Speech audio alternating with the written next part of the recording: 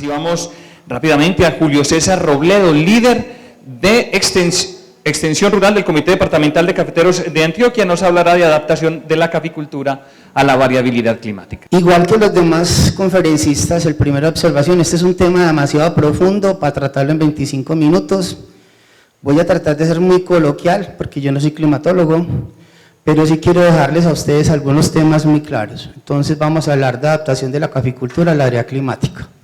Primero, tenemos que tener, cuando hablamos de clima, tenemos que saber a qué nos referimos. Existe un clima global, la interacción entre nuestro planeta, el Sol y los demás astros que hay, o sea, esto es una distribución, y adicionalmente lo que ocurre entre océanos y continentes, o sea, no es solamente lo que pasa en Andes, sino lo que pasa en el planeta.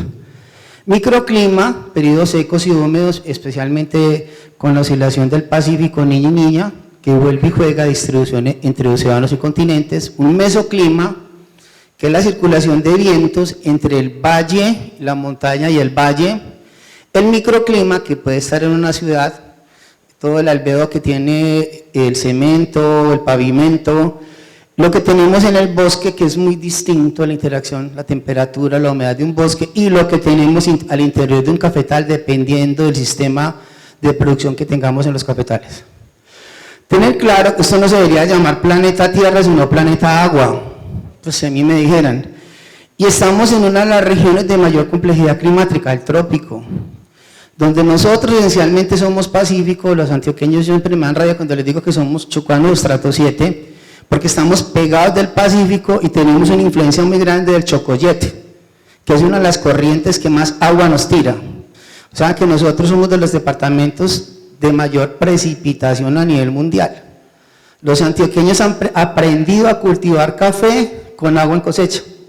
Reto grandísimo a nivel de secado, a nivel de enfermedades, a nivel de lo que ustedes quieran. Y tenemos que tener claro que estamos en medio de dos océanos. Entonces cuando a uno le dicen, hombre, estamos en Niño en abril y cae un aguacero ni el hijo de madre, entonces están locos los de... No, no señor, porque aquí vienen las ondas de los alisios que causan huracanes y tormentas tropicales, y lo que está pasando en este momento. Entonces nosotros tenemos que tener claro que la afectación de nuestro clima, fuera de las cordilleras, fuera de los dos océanos, la altitud en la que estemos ubicados va a tener una significancia. Voy a avanzar acá. Cambio climático y la variabilidad climática es una discusión. Ahora están los ambientalistas y los negacionistas. Ustedes escuchan al expresidente de Estados Unidos, entonces no ha pasado nada. Y ustedes escuchan al exvicepresidente de Estados Unidos, pasó todo. O sea, es un tema que hasta políticamente es complejo de manejar. Para nosotros, estamos en el antropoceno, según Paul Krausen, eso es un premio Nobel de Química. Él define que el antropoceno era la época en que la raza humana está interfiriendo fuertemente con el planeta y con el clima. Entonces, lean sobre antropoceno, es muy interesante que lo hagan. Cambio climático se entiende un cambio en el clima atribuido directa e indirectamente a la actividad humana, que altera la composición de la atmósfera mundial y que se suma a la variabilidad natural del clima observado de tiempos comparables. Es distinto, miren, nosotros somos seres muy efímeros. Entonces uno escucha, ay, es que en Bogotá cayó una granizada, eso nunca había ocurrido. Pues en la vida suya sí, pero ¿cuántos años tiene el planeta? Entonces ese fenómeno puede haber ocurrido cientos de veces, pero nosotros no lo hemos vivido porque no llegamos a 90 años de edad. Entonces uno no puede hablar de un planeta de millones de años, hablar que porque en mi vida yo no lo he visto, eso no ha ocurrido.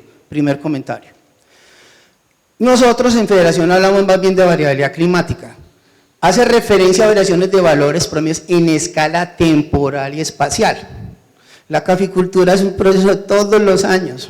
Más allá de eventos individuales en el tiempo, ejemplo, habrá sequías extendidas, inundaciones, todas son resultantes de eventos de la oscilación del sur, del ENSO, niño-niña. Entonces, tenemos niño cuando se calienta el océano Pacífico, niña cuando se enfría el océano Pacífico, en Colombia. Cuando ocurre niña, los mexicanos están llevados del barraco con la sequía, los peruanos también. Cuando nosotros estamos llevados con la sequía, Perú está inundado. O sea, los países que tenemos, estamos relacionados con el océano Pacífico, son muy diferentes los comportamientos. Ejemplo, lean de Perú un poquito la cultura moche, que fue de las culturas más famosas del planeta, los que lean de de preincaicos, ellos desaparecieron por un niño, punto. Y está toda la investigación, y eso no son una civilización del año pasado. O sea, el niño es un fenómeno que se viene presentando hace mucho tiempo. Y básicamente nosotros nos angustiamos cuando cambia el tema de precipitación diciembre, enero, junio, agosto. Esto es lo que ha ocurrido, niño y niña, es algo repetitivo en el tiempo. Y a veces es muy difícil de predecir. Lógicamente, si hay una afectación, cuando se calienta, los que están trabajando cambio climático y tienen globos meteorológicos en el Pacífico y están viendo los cambios de temperatura en el Pacífico, la NOAA, que es el departamento de Estados Unidos que maneja todo el tema de océanos y clima, ellos hacen unas predicciones. A nosotros nos habían dicho desde mayo del año pasado que íbamos a tener niños este año y nadie les creía que estaban locos. Y lo pronosticaron con casi 7 meses de anticipación y la gente no se preparó. Mire que este país, estuvimos a un pelito de un racionamiento hídrico. Nos salvaron esas tormentas tropicales del Atlántico. Esto es la oscilación de las temperaturas medias de la zona cafetera. Miren que prácticamente no hay un cambio. Lo que existe es una gran variabilidad de la temperatura, igual con las precipitaciones. O sea, no ha habido un cambio permanente, hay una gran variabilidad de la precipitación, de la temperatura, de la radiación, de la humedad. Entonces nosotros tenemos que tener claro que cuando hay una niña, la precipitación se incrementa entre un 30 y un 50%. Y cuando hay un niño, se reduce la precipitación del 8 al 24% dependiendo de la zona del país. Y tenemos grandes impactos. Esto es Colombia, Campo de la Cruz 2011. Entonces la pregunta es, ¿qué preparación tenemos para desastres en este país? ¿Qué tan preparado está el suroeste para desastres naturales? Tener claro que la niña es un evento climático, corresponde a un enfriamiento de la zona del Pacífico y se hace un incremento de las lluvias, esencialmente es eso. O sea, tenemos un incremento de las lluvias, hay un avance técnico donde lo pueden detallar más completo para avanzar rápidamente. Esto es muy importante, miren. La producción de café se ve afectada en la medida que el número de botones florales se reduce debido al exceso hídrico. Caficultores, ¿qué pasa si llueve todo el año con la floración? Señores y señoras caficultoras, si llueve permanentemente, ¿qué pasa con las floraciones? Sí hay. En la cantidad y la calidad que requerimos para una cosecha. Y la concentración de la cosecha. Llevamos 3 años, este año niño, llevamos 3 años de niña. 3 años de niña, tiene que consentir con eso. Entonces, el efecto en las plantaciones es que disminuye el brillo solar y la temperatura y el aumento de la humedad. ¿Qué les dije ahora? Que un agrónomo, ¿cuál era lo principal? La optimización de la fotosíntesis. Y para que haya fotosíntesis necesitamos radiación. Una olla pitadora, yo pongo a hacer un sancocho y está apagado el fogón, ¿se hace el sancocho algún día? No. Entonces, si las hojitas no tienen radiación, es muy difícil que haya producción de café. Entonces, miremos este tema. Igual, la mayoría de nuestros nutrientes está acá. Si nuestro suelo no tiene la suficiente cantidad de materia orgánica o una CIC buena, las pérdidas por lixiviación y lavado son muy altas. Entonces, poca floración, baja radiación y lavado de los fertilizantes. ¿Qué puede haber pasado en suroeste? Y tenemos claro que adicionalmente a eso, mientras más llueva, más ácidos se van volviendo los suelos, especialmente si no hacemos correcciones. Entonces, si hay una mayor acidez de suelos, va a haber una mayor pérdida de bases. Lógico, entonces empezamos a tener dificultades en un suroeste, donde la gente habla de afectaciones, pero siempre lo relacionan con las variedades y no están relacionando con lo que está ocurriendo, con el clima, con el suelo y con el manejo del sistema de producción. Cuando está lloviendo, nos tenemos que angustiar mucho con el tema de enfermedades, no solamente roya, mal rosado, muerte descendente, llagas, gotera, todas las enfermedades se favorecen con altos contenidos de humedad. Son hongos finalmente. Nosotros en café tenemos muy pocos problemas de bacterias, la mayoría de nuestras enfermedades son puros hongos. Desde el germinador hasta el fruto son hongos. Entonces, si hay un exceso de humedad y una baja radiación, estamos favoreciendo el desarrollo de ese tipo de problemas sanitarios que son enfermedades. El desarrollo de la niña hace que el café se torne más lento. A menor densidad, el café crece menos, pero las arbences no. Entonces tiene mayor competitividad. Entonces, primer condición para manejar, altas densidades.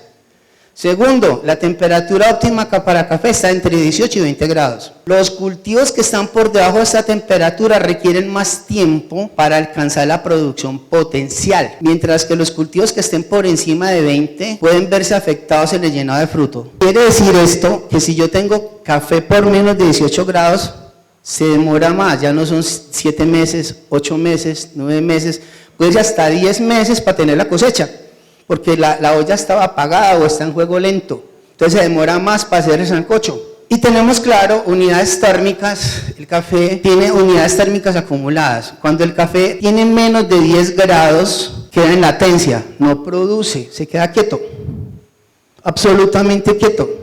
Entonces la producción se va al suelo. Para producir tiene que empezar a acumular grados térmicos.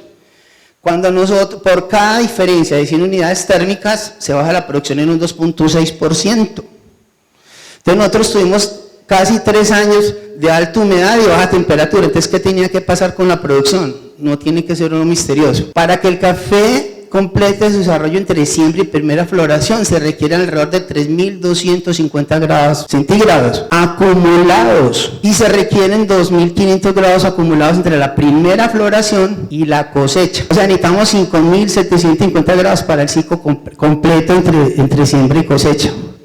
Entonces, aquí no hay buena radiación, buena temperatura, primero no hay floración y segundo, no hay producción. No hay la suficiente energía para poder producir y no es un tema varietal, es un tema de clima y tenemos que aprender a manejar las condiciones de variabilidad climática que hemos tenido, vamos a tener. Lo segundo, exceso de agua afecta el desarrollo del árbol, claro, crecimiento deficiente de raíces afecta el desarrollo, floraciones dispersas, cosecha dispersa, enfermedades las que quiera, pérdidas de nutrientes y acidificación de suelos. Niño, es un evento natural que produce por la interacción entre la atmósfera y el océano, vuelve y juega, se calienta el Pacífico. Nosotros necesitamos en la etapa de producción, aquí está, crecimiento lento, cuando empieza a llenar el fruto, rápidamente y peso. Si hay déficit hídrico, hay secamiento, presencia de granos negros y formación, se daña el grano lechocito. Aquí vuelve y empieza, si aquí no hay agua, se aparece el famoso grano averanado. Y acá se forma el grano, pero aquí ya este daño, no se, por el hecho de que llegue agua aquí, no se va a corregir todo lo que pasó acá. Entonces, niño, reducción de lluvias, especialmente durante los meses de diciembre, marzo, junio, septiembre, o ahora como nos pasó. Entonces tenemos que tener claro acá, mire, las afectaciones de llenado del fruto o fruto que se pierde, donde tenemos afectaciones por niño. En este mes hemos tenido afectaciones de grano averanado, grano negro, producto de problemas de clima, no es un producto de variedad, no es un producto del fertilizante como están las casas comerciales ahora desesperadas para vender, es un tema climático de disponibilidad de agua durante el momento en que el fruto necesita llenarse. Entonces, se incrementan las horas de brillo solar y radiación, la temperatura del aire se incrementa y el número de días sin agua se incrementa, entonces no hay humedad disponible en el suelo. Entonces la fertilización, porque ahora todo el mundo, salieron todas las casas comerciales a decir que yo tiro el fertilizante y yo no sé qué. Chicos, el fertilizante es una sal. Las sales sin agua no se disuelven.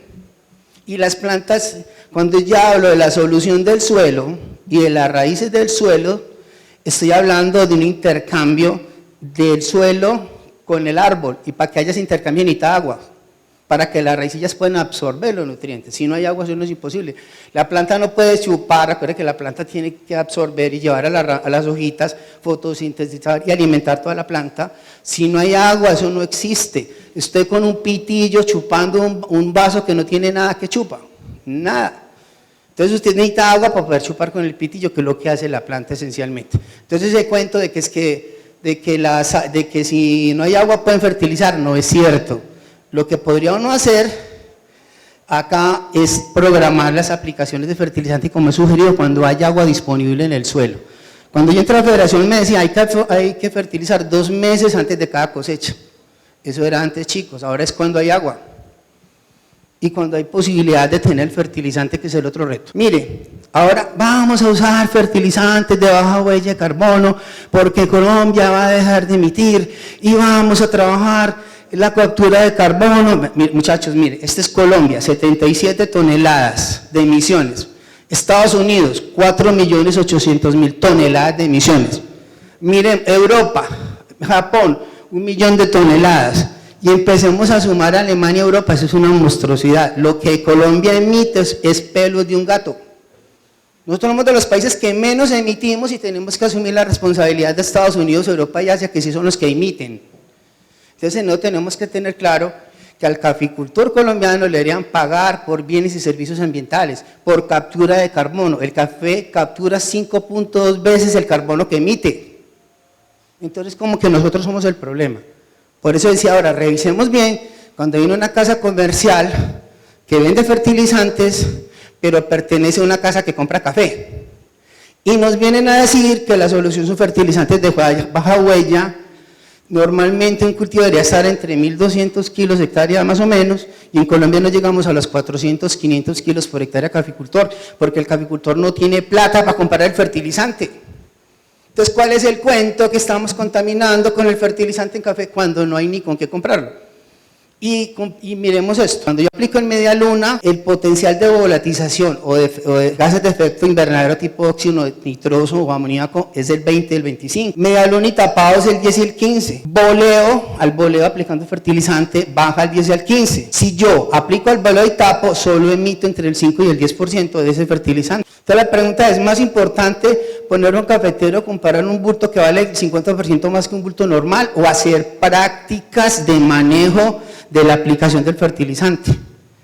Entonces, este tema es bien importante. Mire, nosotros tenemos el 80% de los suelos de Antioquia o más con pHs por debajo de 5,5, pHs extremadamente ácidos, donde hay una fijación de fósforo, donde hay una fijación de potasio, porque no tenemos las condiciones adecuadas de pH y 6C para poder manejar las bases del suelo.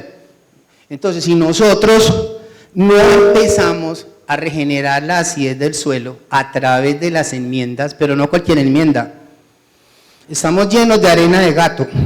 ¿Quiénes tienen gato? Solamente yo tengo gato. No, ¿quiénes tienen gato en serio? ¿Quiénes compran arena de gato? ¿De qué tamaño es la partícula de la arena de gato? Una cosa así. Entonces, uno, tiene que tener poder de neutralización de aluminio. Si eso no neutraliza aluminio, no sirve para nada. El problema de la acidez es que el aluminio intoxica las raíces y las mata. Entonces tengo que neutralizar el aluminio con una fuente de calcio que me permita hacerlo. Entonces, si no tiene poder de neutralización, no sirve. Y la cal es insoluble en agua, porque hay solubilidades en ácido y otras cosas. Entonces, si es insoluble en agua y aplico una cal gruesa, eso se va a caer el resto de vida y nunca se va a disolver. Entonces, uno, poder de neutralización, contenido de calcio y la molienda, el grado de molienda que tenga la cal. Pero tenemos que empezar a manejar cal en suelos cafeteros, es necesario para conservar a los suelos nuestros. O sea, la salud del suelo depende mucho de su acidez. La mayoría de las enfermedades del suelo, tipo llagas, están asociadas íntimamente con el pH del suelo. Si usted corrige... La demanda de café sostenible está en su punto más alto. Ahora más que nunca, tanto las marcas como los consumidores se dan cuenta de la importancia de cultivar, comprar y beber café que sea social y ambientalmente sostenible. Hay una serie de razones complejas que impulsan este enfoque, sin embargo, una de las más importantes para el café ambientalmente responsable es la amenaza cada vez mayor del cambio climático. Precisamente al respecto nos hablará Carlos Alonso Zapata, coordinador de Extensión Rural del Comité Departamental de Cafeteros de Antioquia en el municipio de Ciudad Bolívar. Vamos a iniciar con, bueno, la profesora me invitó a este reto de caficultura regenerativa, eso no existe. Existe agricultura regenerativa. Caficultura regenerativa, digamos, no hay un libro, no hay un manual, no hay una guía, no hay un paquete tecnológico. Pero me valí de 2 seminarios que hizo CENICAFE, Centro Nacional de Investigaciones del Café, para orientar esta charla. Al final les voy a mostrar los seminarios para que profundicen en ellos si es de su interés el tema. Y cuando fui a abordar este tema, la pregunta, regenerar, pues voy a empezar por el significado de la palabra, devolver a un estado anterior. Como sinónimos tenemos restablecer, reconstituir, renovar, reformar, recuperar. No está la palabra sostener. Entonces este es un reto mayúsculo porque nuestro reto toda la vida ha sido ser sostenibles. Y resulta que regenerar, agricultura regenerativa, va mucho más allá que sostener, que ser sostenibles. Y aquí la invitación es a que pensemos en nuestros sistemas de producción como un todo, verlos de manera holística, donde todos los componentes se tienen que integrar para lograr el objetivo. Escuchaba yo a los investigadores de Cenicafé que hicieron el seminario y llegaban a una conclusión. No hay una definición exacta, no hay un enfoque directo a nivel mundial, hay acercamientos, hay ideas, hay aproximaciones. Y nos van dejando estas ideas. Lo regenerativo va más allá de lo sostenible. ¿Cómo volvemos a restablecer el sistema de producción, el medio de producción, a un medio que teníamos antes? Porque hoy lo tenemos agotado, eso sí claramente lo tenemos claro. Nuestro medio de producción lo tenemos agotado. Propuesta como un medio alternativo para producir alimentos, agricultura inspirada en los procesos naturales y buscar aumentar la calidad del suelo como medio de producción, biodiversidad como salud de un ecosistema en tierras agrícolas que ya no son ecosistemas, son sistemas de producción para producir alimentos. En la preparación de las charlas uno llega al final, al parangón, 30 diapositivas, sobran 10. 20 diapositivas, sobran 5, quité una de la afectación de la agricultura a nivel mundial, pero yo no me puedo quedar con 2 datos que habían ahí. Una diapositiva que se puede consultar en la página de la FAO. Resulta que vivimos en un planeta megadiverso y uno de los grupos animales que la evolución le ha permitido ser hoy quien reine sobre la Tierra son los mamíferos. Descontémonos nosotros de los mamíferos, entonces quedan los mamíferos no humanos, vacas, cerdos. El 94% de los individuos mamíferos del planeta son ganado. El 6% de los individuos mamíferos del planeta son especies silvestres. Y el 73% de los individuos de alas que ponen huevos y cantan son aves de corral. El 73, subémoslo al 75 para hacer la resta más fácil. Solo el 25% de las aves del planeta son silvestres. Creo que el ser humano ya ha intervenido el planeta.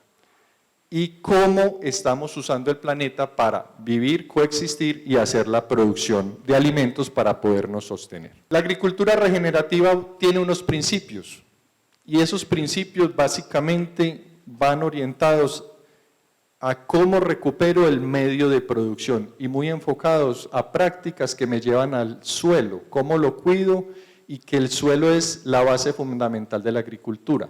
Cómo cuido el agua, es inevitable que la actividad humana consume agua, contamina agua y no es capaz de devolverla al medio ambiente como la tomó. Y muchas veces, y estas siempre me hago este cuestionamiento, vemos los sistemas de producción como los grandes contaminantes del planeta, pero realmente nuestra actividad humana, todos hoy, al levantarnos y hacer lo que normalmente hacemos, dejamos huella en el ambiente. ¿Cómo restituimos la biodiversidad de los sistemas de producción? ¿Cómo medimos y cómo podemos garantizar salud en los ecosistemas? Y finalmente, capturar carbono, devolviéndolo al suelo para recuperar la materia orgánica. Estos podrían definirse de una forma muy simple como los principios de una caficultura regenerativa. Al hacer los investigadores de Cenicafé ese barrido de entender la dinámica mundial, la conceptualización, trataron de concentrar en estos 10 principios lo que el mundo habla como agricultura regenerativa. Labranza mínima, mantener suelo cubierto, promover la salud del suelo, hacer aporte de carbono y carbono orgánico al suelo, capturar carbono, favorecer el ciclo natural de los nutrientes, fomentar la diversidad de plantas y la biodiversidad en el suelo, reducir el uso de pesticidas, fomentar el cuidado del agua a nivel de cuenca hidrográfica y rehabilitar los suelos degradados. Cuando uno conversa con un caficultor, con cualquier caficultor en cualquier región del país, la conclusión es, ya no es tan fácil producir como lo hacían mis papás, mis abuelos hace 40 años. Es que era más fácil hace 40 años. Hoy, si no dependemos de insumos, fertilizantes, agroquímicos, no somos capaces de producir. Inevitablemente tenemos que pensar que tenemos 40, 50, 60 años de utilizar el medio de producción y quizás no nos hemos preocupado en ese tiempo por sostenerlo y hoy el reto va a ser regenerarlo a través de prácticas que podemos implementar en las fincas. Quizás pueda parecer que hoy Federación Nacional de Cafeteros se montó en el bus. Claro, es que la tendencia mundial, todo el mundo habla del tema, nos tenemos que montar en el bus. Federación Nacional de Cafeteros va a cumplir 100 años. Servicio de extensión, en donde trabajo, estamos cumpliendo 65 años y nació como un programa de conservación de suelos. Quizás hace 65 años no hablábamos con estos términos, pero el servicio de extensión tiene en su misión abordar todos estos temas. Y desde la investigación científica en CENICAFE hemos desarrollado prácticas que se pueden adoptar en las fincas cafeteras que hoy podemos hacer el análisis e identificar en cuál de estos principios pueden encajar. Y quiero hacer un barrido rápido por cada principio y prácticas que desde el servicio de extensión y desde la investigación que ha hecho CENICAFE podemos identificar, aportan a construir este modelo de caficultura regenerativa. Para cerrar, haciendo énfasis en dos prácticas o dos elementos del sistema de producción que nos afectan fuertemente. Va a salir del suroeste, me voy a concentrar en la subregión, en la cuenca del río San Juan, que posiblemente la mayoría de los que estamos acá tenemos relación con la cuenca del río San Juan. Muy bien, entonces, labranza cero como primer principio. Mínimo laboreo, nosotros renovamos un lote de café cada 20 años por siembra. Y durante 20 años no hay que arar ese suelo, no hay que voltear el horizonte, no hay que disturbar la estructura del suelo. Es una práctica que tenemos interiorizada dentro del cultivo del café y todos los que son caficultores sabrán que lo hacen así. Ustedes nunca tienen que pensar en voltear el horizonte del suelo para descompactarlo, para generar mejor drenaje, como lo hacen otros sistemas de producción. Podemos utilizar cultivos intercalados a través de siembra directa. Nosotros no aplicamos labores como el aporque, que es simplemente arrimar suelo para tapar la raíz en el café, y no utilizamos, cuando hacemos siembra directa de cultivos transitorios, llámese en frijol, maíz, no recomendamos la práctica de aporque, no son necesarias. Todo esto son recomendaciones que hacemos desde el servicio de extensión y aplican a la labranza cero en ese primer principio de agricultura regenerativa. Mantener el suelo cubierto, esta es quizás una de las prácticas que desde hace muchísimos años tenemos información suficiente para orientar a un productor para que piense en tener cobertura siempre en el suelo, a través de un manejo integrado de arbences, propiciando la proliferación de arbences nobles. Sistemas agroforestales, podemos pensar en sistemas de café con sombríos transitorios mientras se da levante, o podemos pensar en sistemas agroforestales con un enfoque de café bajo sombra si necesito modificar el ambiente para producir café, o una finca arborizada si lo que quiero es mejorar la biodiversidad y los aportes de materia orgánica al suelo. Son dos enfoques que tenemos información suficiente para que los caficultores puedan modificar sus sistemas de información. Residuos de cultivo principal y asociado. Es una práctica que está investigada y evaluada hace muchísimo tiempo. La cantidad, y esa la vamos a profundizar un poco ahorita, la cantidad de carbono que captura un cultivo de café y todo el sistema asociado. Toda la producción y la acumulación de hojarascas, cultivos intercalados y asociados. Para proteger el suelo, para romper pendientes, podemos intercalar con café cultivos como frijol, maíz, tener sorbidos transitorios como tefrosia y tener cultivos asociados que se ve mucho en la región, que son particularmente las musáceas. Variedades adaptadas y densidad de siembra adecuada. Nosotros podemos hoy tener muchísimos problemas sanitarios y pelear con ellos, o tener materiales que no tengan o que sean resistentes al principal problema, que es rocha. Y aquí es donde cada caficultor debe de entender y decidir qué sistema de producción quiere. Pueden haber caficultores que optan por cafés de especialidad, mercados especializados y buscan otros perfiles de tasa. Puede que las variedades mejoradas no lleguen allí, utilizan variedades susceptibles, pero tienen que ser conscientes del sistema de producción que tienen. Un sistema de producción con limitantes desde el punto de vista fitosanitario.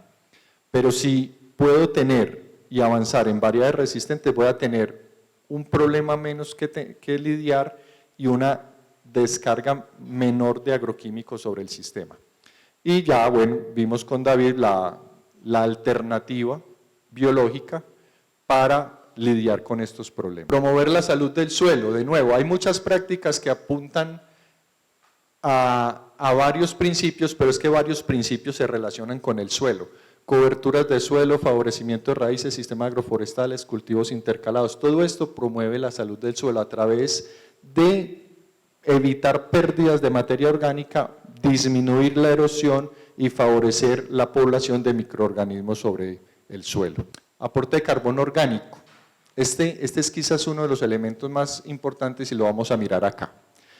Resulta que en la estación experimental El Rosario, que queda en Venecia, suroeste antioqueño, allá tenemos una estación experimental de Cenicafé, se hizo un estudio para entender cómo se relacionaba los procesos erosivos con los contenidos de materia orgánica en el suelo. Y esta gráfica se puede ver de dos maneras. Si tengo mayor contenido de materia orgánica en el suelo, tengo menores impactos de erosión. Si tengo erosión severa, lo primero que pierdo es la materia orgánica. Son las dos formas de ver la gráfica. Finalmente, la salud del suelo probablemente va a estar relacionada con la materia orgánica que vamos a tener en él. La gran pregunta es, ¿cómo vamos a favorecer la materia orgánica en el suelo? Lo que no queremos es que un caficultor piense que es un insumo más que hay que comprar y que lo único que se va a traducir esto es en transportar materia orgánica de un lugar a otro. Ese no es el objetivo y esa no es la visión. La visión es cómo dentro del sistema de producción voy a propiciar el manejo y la acumulación de la materia orgánica en el suelo. De la materia orgánica que aporta el café, entre el 45 y el 50% es carbono como elemento. Un sistema agroforestal con café aporta de 10 a 11 toneladas de biomasa por año. No hay que llevar gallinaza a transportarla en camiones y traerla de otra región. Hay que favorecer la materia orgánica que puedo producir dentro del mismo sistema. Y un sistema al sol aporta entre 4 a 5 toneladas de biomasa al año, donde el 73% de esa biomasa está en los tallos, ramas, tronco y hojas. Captura de carbono. Café captura carbono, los árboles capturan carbono y les acabo de mostrar las cifras.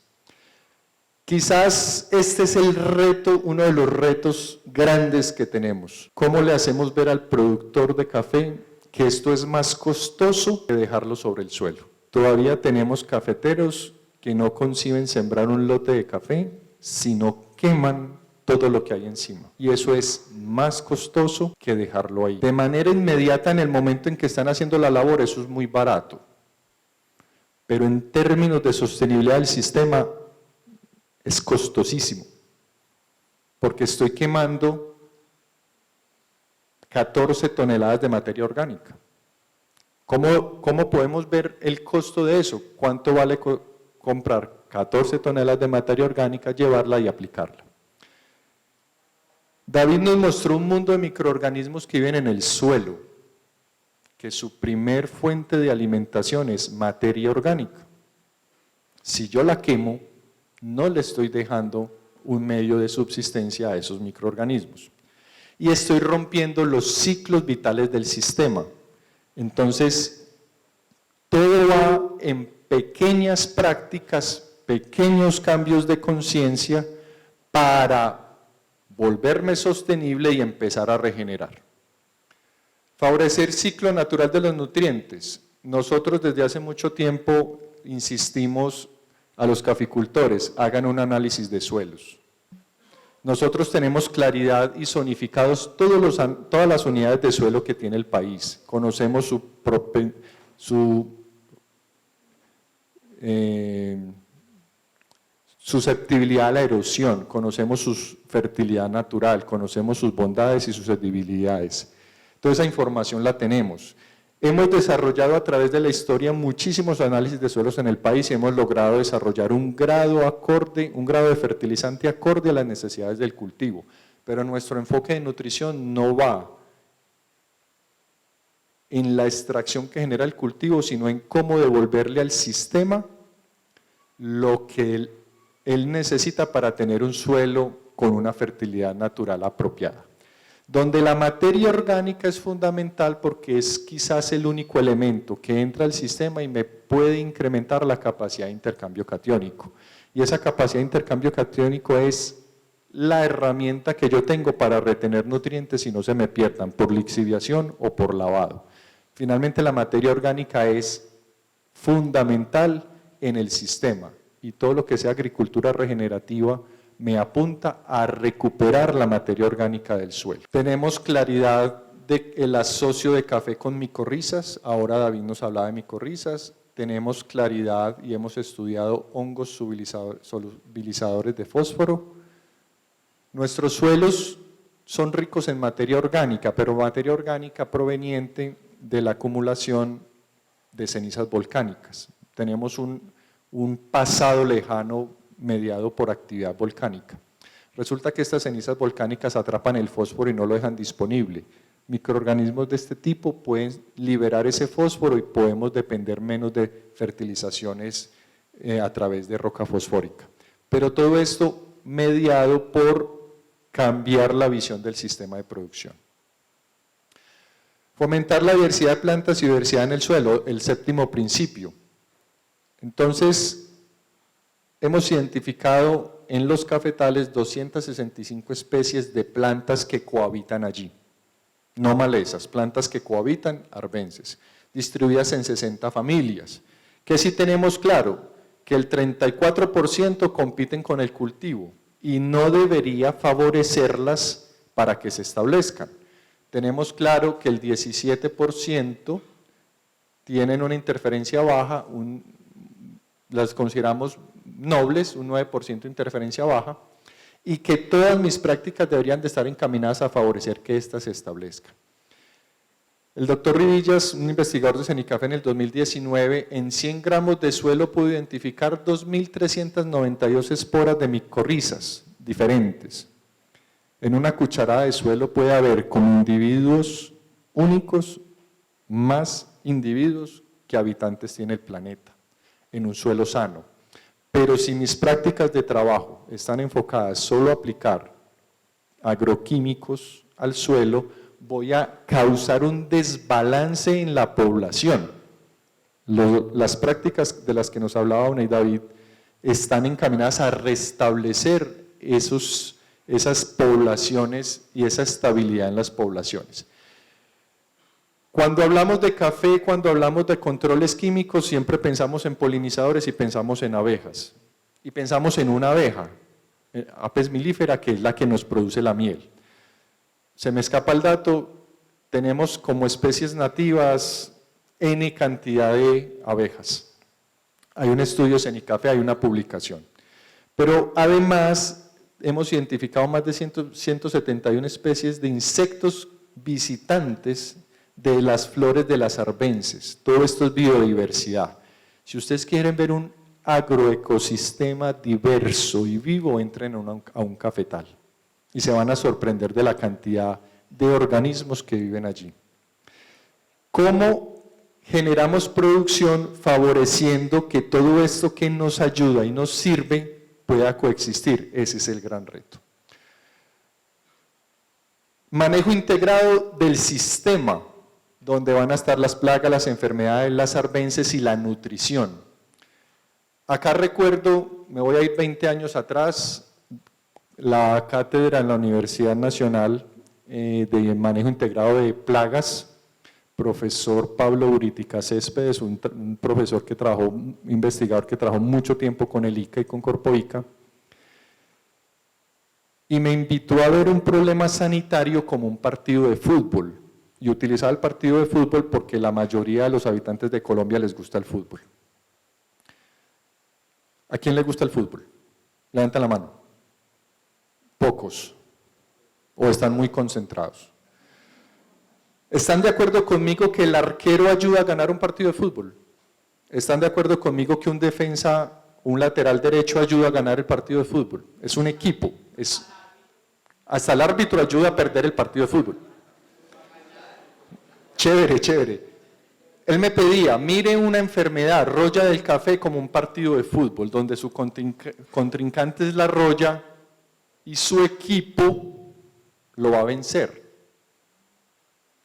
Bueno, y yo necesito 11 jugadores, pero si me voy a hablar con cualquier persona de roya, me va a decir control químico, control químico, control. Venga, y los otros 10 jugadores, ¿cuáles son? Identifiquémoslos. Si cogemos un problema en el sistema y lo vemos como un partido de fútbol donde tengo que poner 11 jugadores, tengo que encontrarlos. Y David empezó a anunciarlos. Tengo el control preventivo, tengo controles culturales, controles físicos, controles manuales, químicos, culturales, etológicos, legales. Empiece a ubicar cada jugador de eso en una posición y empiece a darle un papel y un rol. Broca del café. Todos los caficultores tienen claro 90, 120 días después de la floración, más del 2% de broca y más del 50% en posición AOE, aplique. Listo, eso es un momento del año, 90 días después de la floración y el resto del año. No hay 11 jugadores para ponerlos a trabajar. Miremos los problemas como un partido de fútbol. Y finalmente, fomentar el cuidado del agua y la rehabilitación de suelos degradados. Esto es una foto tomada en el 2005, procesos de bioingeniería, hoy la foto en el año 2023, un sistema de producción totalmente funcional, lo que podría haber sido lo que se estaba configurando como una catástrofe, a través de procesos de bioingeniería utilizando plantas como restauradoras de suelo. Voy entonces a gastarme 5 minutos para hablar de los dos temas puntuales que hoy, como habitante de la cuenca, como persona que trabaja en la cuenca con café, veo son los que primero deberíamos de impactar. Es posible ver hoy en la subregión del suroeste este sistema de producción, donde hay erosión, degradación, donde hay impacto negativo, aquí no hay microorganismos, aquí no hay vida en el suelo, aquí van a ver todos los problemas habidos y por haber de plagas y enfermedades. Aquí van a aparecer las que no son plagas, se van a convertir en plaga, porque todo lo que ella tenía para comer lo quité. ¿Será que es más fácil tener y coexistir con un sistema de producción de este tipo? Es la pregunta. Esta foto la tomé ayer cuando venía, esta foto la tomé en Remolinos. Todos ustedes son habitantes de la cuenca. Yo no sé qué tan conscientes han sido del color del río San Juan durante el año, no un día, durante el año. Ayer estaba así, aquí está la salida del río Ciudad Bolívar, este es el que baja de Andes y todos los otros municipios. ¿Alguien se ha preguntado cuál es el caudal de ese río? ¿Alguien se ha preguntado por qué el color? ¿Qué va en el río? ¿Por qué tiene ese color? Este es el río San Juan. Existe este libro, Actualización del Estado del Arte del Recurso Hídrico en Antioquia entre el 2010 y 2012. Ahí hay información sobre los ríos de Antioquia y particularmente esta tabla, carga de sedimentos y rendimientos de la carga de sedimentos. Hay una estación de medición del río San Juan abajo de Remolinos, ya cuando uno coge para Medellín. Allá encontramos que el caudal promedio del río San Juan son 50 metros cúbicos por segundo. Eso es mucho poquito. Eso es suficiente para llenar 10 tanques de 5 metros cúbicos en un segundo. Eso es mucha agua. Resulta que las mediciones que han hecho en esa estación da que el río lleva 3.335 kilogramos de suelo por día. Esos son 38 kilos de suelo por segundo. Si yo cojo el río en esa estación de medición, trazo una línea perpendicular al flujo del río, en esa línea que pueda ser de 1 milímetro de espesor imaginaria, hay 38 kilos de suelo. Entonces nuestro medio de producción se está yendo. ¿Cómo vamos a ser primero sostenibles? ¿Y será que aplicar algunas herramientas nos permitirá volvernos, regenerarnos y luego ser sostenibles? Esto da que la pérdida de suelo de la cuenca del río San Juan al año es de 853 toneladas por kilómetro cuadrado. Y el dato que alguna vez compartía daba que si yo pudiera recoger el suelo en remolinos de un día, yo pudiera sacarle todos los sedimentos al río y los quisiera devolver a la cuenca, necesito parquear ahí 100 tractomulas diarias. Nuestro principal problema para la sostenibilidad y luego la regeneración se llama erosión y se nos está llevando el suelo productivo que tenemos. Entonces, los retos, los cambios de mentalidad, les voy a mostrar unas fotos que encontré en una finca, en un lote en menos de 50 metros. Encontré esta planta, comparada con esta a 50 metros de distancia. Creo que podemos empezar a sacar ideas con las imágenes. Esto puede ser productivo, aquí tengo todos los problemas del mundo, principalmente por la cobertura que tengo en el suelo y la competencia que me está generando. Y unos metros más abajo, en la misma finca, tenía un lote de café que había enguadañado y tenía esta imagen sobre el suelo. Y aquí es, ¿qué hace el productor de café cuando se encuentra esta situación? Cuando se encuentra esta, entra con una intervención mecánica, una guadaña, y lo primero que se le viene a la mente es herbicida por parejo para que me dure 3 meses o más. Y hacen unas mezclas que ni las voy a anunciar para que no las aprendan, y destruyen todo esto. Claramente tenemos un sistema en desbalance, se perdió el equilibrio y todos los problemas del mundo. Miremoslo de otra manera. Alcanzan a ver el café, alcanzan a ver esta arbense, hoy una de las que mayores problemas nos están generando. Y cuando un caficultor ve esto, toma decisiones rápidas y sencillas. Guadaña. Resulta que la guadaña es un método mecánico, pero solo utilizar guadaña va a propiciar que las arbences agresivas ganen. ¿Por qué ganan? Porque crecen más rápido que las nobles. Aquí hay nobles, aquí hay agresivas. Estas se caracterizan por crecer más rápido y cubrir el espacio. Cuando uno detalla esta población, y lo que hice simplemente fue a ver qué hay debajo, encuentro esto, arbences nobles. Entonces la pregunta que se debería hacer el productor es, ¿tengo que acabar todo o debo favorecer estas? Yo puedo hacer prácticas de manejo donde utilizo las herramientas disponibles, y las herramientas disponibles son todas las que tengo disponibles, y aquí toca usar herbicida, y toca usar guadaña, y toca usar machete, pero de forma inteligente y racional, y espacio, racional, donde yo pueda intervenir los espacios donde están las agresivas sin acabar con las nobles, y poder terminar con un sistema de producción que arrancó así y terminó así. Me toca usar las herramientas que tengo. Agricultura regenerativa no la tenemos que pensar como dígale adiós a los agroquímicos, no, utilícelos como tiene que ser, y si los utiliza como tiene que ser, termina no utilizándolos, porque ese es el enfoque que le debemos dar. Si quieren profundizar un poco más, en Google simplemente pueden escribir Agricultura Regenerativa Cenicafé Colombia, les salen estos 2 seminarios y buena parte de la charla que hay ahí la enfoqué en la revisión de esos 2 seminarios, están en YouTube, los pueden revisar de forma libre, no tienen ningún tipo de restricción. Muchísimas gracias.